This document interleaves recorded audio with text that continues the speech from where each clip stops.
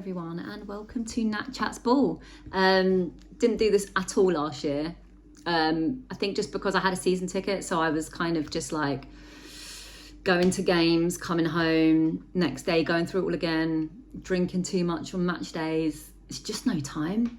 It's really time consuming because then you've got to go through and like edit, and I just started a new job. There wasn't time to do it. So I'm going to try this year. For all I know, this could be the one and only video I do, but at least you'll have my prediction for the whole season. So let's start with that. And by the way, do you like my budget setup? It's very professional now. It's YouTube superstar sort of stuff. I'm in my kitchen this time now. It's just so much easier. Anyway, I actually believe we could win the league this year. I've never predicted that before. So I just feel like, one, we need to win something big. I'm saying even bigger than the FA Cup. Arteta's got that, and I just think he's due a big win. Maybe not even due. He needs to win something big now with the amount of money he's spent, the squad we have, and the amount of time he's been there.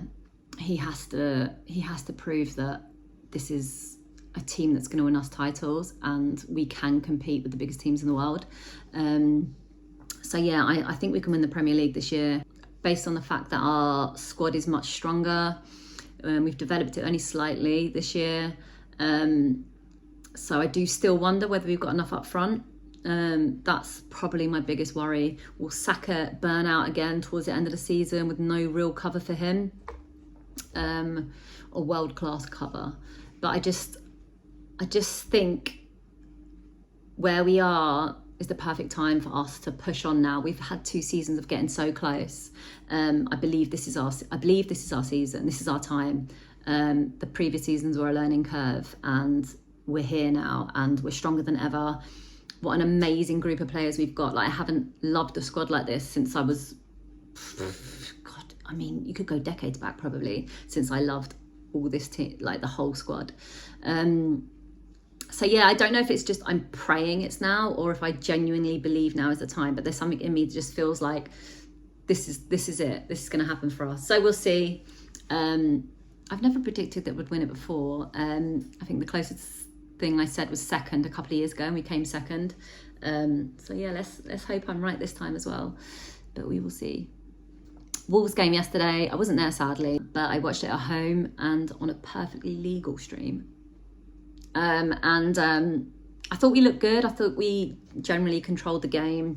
Was happy with how it went. Obviously Partey, as we know, was not great in the midfield, and Rice I think struggled as well, pushing forward. Just bad decision making. Could say the same for Martinelli as well. Don't know if it's first game nerves. You've got to consider this is the first time they've played for months now in front of the 60,000. Was it nerves? I suppose time will tell.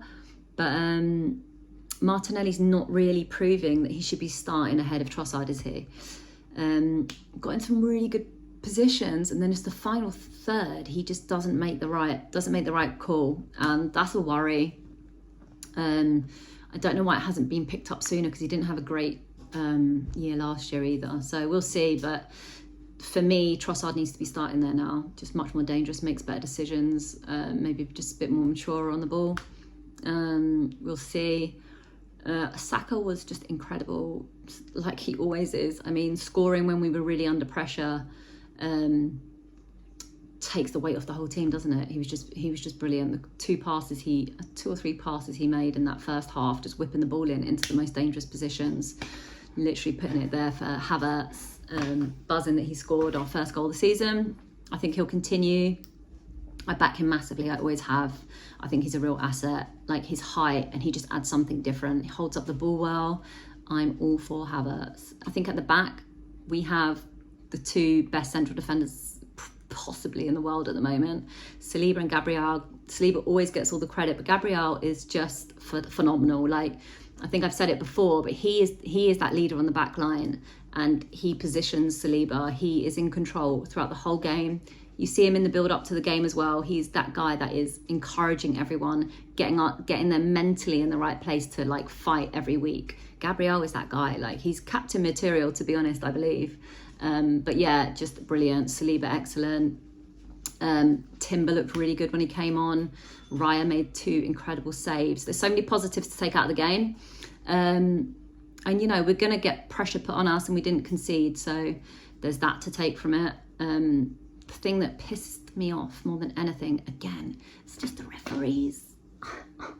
I don't know if I can keep moaning about it all season. But the referees... You know, we're here, brand new season, and you just hope for change. And I mean, first game, you're hoping that they've like, you know they need to get their shit together with the amount of mistakes they always make. And here we are, first game of the season, and I'm just sitting there so stressed watching it. Mosquera getting away with GBH and sexual assault within the space of 30 minutes. And you're like, what the fuck? Like, and then Jesus got booked after he went and like grabbed him, like literally stopped and grabbed him his bumhole. Like, it's almost like you've got to laugh. You've got to laugh. It's so bad. You've got to laugh. I don't want to laugh. But, and then the way he held down Kai Havertz 30 minutes earlier, stood there, laid there on his neck, and nothing, not even, I don't think he barely even got to telling off. Havertz probably got more of a telling off. It honestly makes, like, I just lose the will to live sometimes. Football's really hard to watch. I just find it really stressful. I'm sitting there, we're winning, and I've just got this like heat in my chest from frustration and listening to the commentary. I just forgot how annoying it was to listen to commentary. I'm just gonna have to switch to like a foreign channel in future so I just can't hear them, because it just adds to stress. The beauty of being at the games is that you don't have to listen to any of that shit. So it's not going to get better, and it's a real shame. The only saving grace is that, you know, we won, but I have to say, like, not just from an Arsenal point of view, but from every team's point of view, that what pisses me off is that these commentators are like, oh, the ground are like feeling stressed and you can sense the tension in the stadium. And that is what bad refereeing decisions do. They create a sense of like animosity. This is what annoys me about bad decisions. It's not just that moment where there's a bad decision. It's the bad decision that creates like a tense atmosphere and animosity in the stadium. That is the problem. It's not because we were stressed because they were playing better than us. It's that your bad decisions from these referees create this atmosphere of stress and anxiety and anger. And it's not at our own players or that we were playing badly. It just runs through the squad. It runs through the manager, and then it runs through the stadium. And then there's just this tension that wasn't needed until the referees start making bad decisions. And that's what pisses me off more than anything.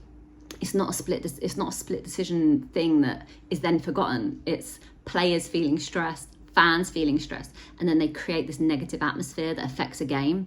That's why these decisions piss me off so much, and I know every club goes through it. But if we could just focus on the football and, you know, get the decisions right, everything would just be so much easier, and teams wouldn't drop points, teams wouldn't lose players. And I don't know, like, will it ever change? It's not going to change for years. The whole refereeing, the whole FA need a clean out, and that's not happening anytime soon. The referees are a little boys club. They all back each other, and you see that players were getting booked for dissent, and then you think, okay, so refs have got even more control than they ever had before, and it's freaking frustrating. It's really frustrating as a fan. I can't imagine how frustrating it is as a player as well. I do think like Arsenal players need to kick off a bit more. I know, freaking hell, we'll get fined and booked and more than any other club like we did last season. But like when Havertz was getting held down, Wolves players were straight over there and defending their man, and Arsenal players just kind of strolled over, and I was like, you need to make a bit of more of a scene, because let's be honest, referees buy that shit because they're fucking thick. But yeah, I do feel like we had to kick off a little bit more in those moments, like Jesus. I'm not sure if anyone saw that. If nobody saw that happening, then surely that's got to be reviewed and looked at. That was disgusting, and he's got away with it twice. So yeah, that's me for this episode. I will try and do more. Thanks for anyone that's bothered watching, and thanks for those that said, Nat, come back on and do some more videos. It's genuinely not my favourite thing to do. I'm not comfortable in front of the camera.